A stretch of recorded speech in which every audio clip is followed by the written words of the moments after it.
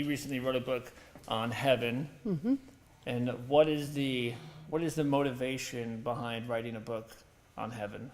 So I was not originally planning to write a book on heaven, but as my life sort of unraveled over the space of a couple of years in lots of different levels, all sorts of areas in my life, I began to think, I think I'd really like to go to heaven. I think I'd like to go there. Yes. And so then I thought, well, it might be a good idea, since I'm a Christian and I believe I'm going to go to heaven, to try to figure out, okay, what will that actually be like? So I was actually slated to write a different book, and I talked to my publisher and asked him if I could switch over to this.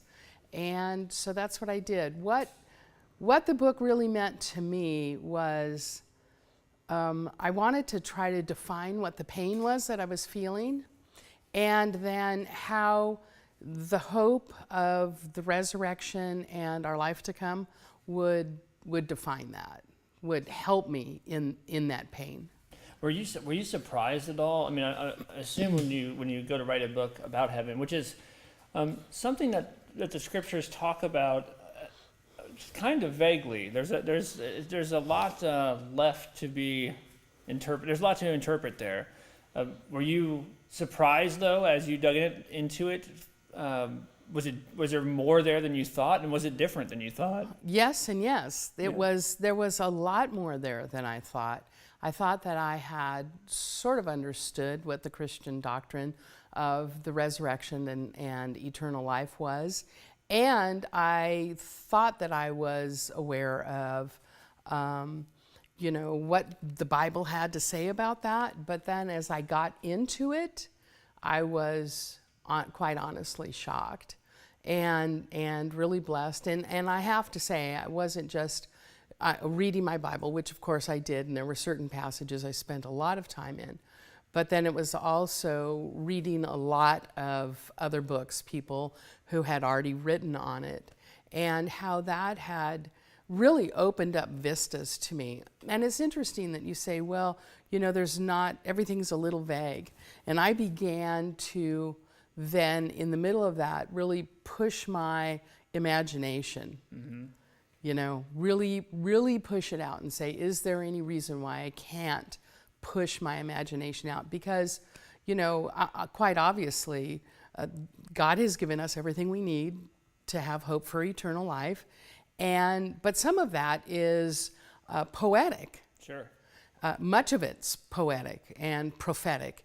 And so then I wanted to begin to say, all right, if this is poetry and this is what John the Revelator saw, then I want to say, okay, how can I push that out into my imagination in a way that will help me sort of tie it to my life here now? Yeah.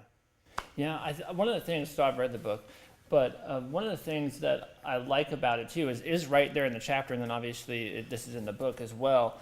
There's actually a lot of books about heaven. Now, most of them are not very good, or they have to do with personal experiences. Oh yeah, I went to heaven. Yeah, right. Yeah. But one thing that is missing, even I think that when we talk about heaven so much, is that we don't talk about the concrete reality that we're given. That it's not just about heaven, but it's a new heavens and a new earth. Right.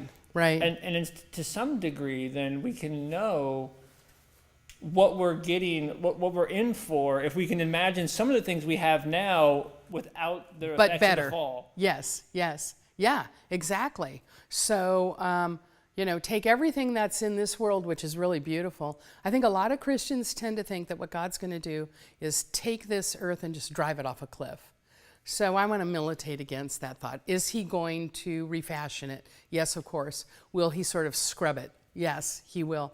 But I think that we've got enough here. I can't imagine God taking this beautiful creation and then trashing the entire thing because of Satan. Just not going to happen.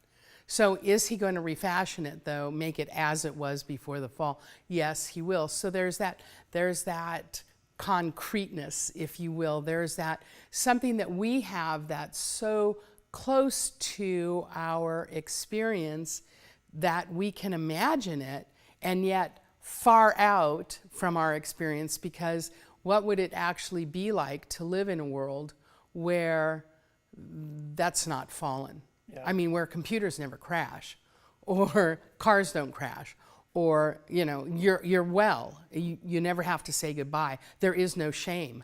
What would it be like to live in that world? But the thing also that was interesting to me was, I think that most Christians, I mean, before we even get to the topic of the new heaven and the new earth, most Christians have no idea where they go when they die. Right. And I think that a lot of Christians sort of feel like, well, I'm going to sort of float around on this cloud. And, you say, what will heaven be like? Well, I get to see Jesus, or I'm going to be in an eternity-long worship service. Right. And, okay, I mean, I'm not going to militate terribly against that worship service part, but I am going to say, we are physical beings. So even though when we die, we go to what would be called an intermediate state, where we're waiting for the resurrection, waiting for the resurrection of our bodies, that's not our eternal home. Right. So will we be resting in the arms of Jesus? Yes, we will. But that's not our eternal destiny. Our eternal destiny is that new heaven and new earth with our resurrection bodies, which is going to be just mind-blowing.